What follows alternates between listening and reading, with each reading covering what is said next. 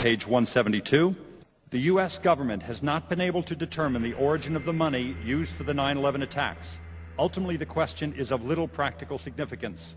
The American authorities have not managed to trace the source of the funding, and then the most amazingly disingenuous statement, ultimately, is it of little consequence. It is of massive consequence. Doesn't it matter who paid for 9/11? The collapse of Building 7 has been recognized as especially difficult to explain. The 9/11 Commission report implicitly admitted that it could not explain the collapse of this building by not even mentioning it. Mr. President, why are you and the Vice President insisting on appearing together before the 9/11 Commission? Because the 9/11 Commission wants to ask us questions. That's why we're meeting, and I look forward to meeting with them and answering their questions. Why you're appearing together rather than separately, which was their request? Because it's a good chance for both of us to answer questions that the 9/11 Commission is looking forward to asking us, and I'm looking forward to answering them. Let's see. Do you think they should be able to stand up and speak their own words? They should go under oath. They should be, yeah, in public.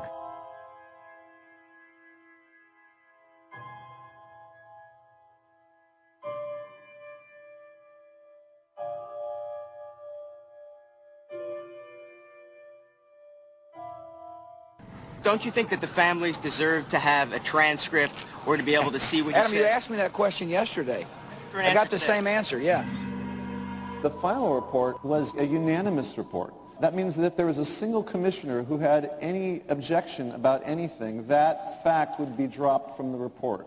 We have found out that he not only served on the transition team of the Bush administration, that he was a person who wrote a draft memo for the setup of the Bush administration's National Security Council, that he was an individual who wrote the preemptive war strategy that was eventually used for the war in Iraq, that he is a close friend of Condoleezza Rice's.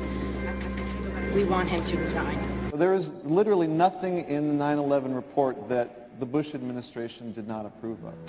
We can understand, therefore, why the Commission, under Zelikow's leadership, would have ignored all the evidence that would point to the truth, that 9/11 was a false flag operation intended to authorize the doctrines and funds needed for a new level of imperial mobilization.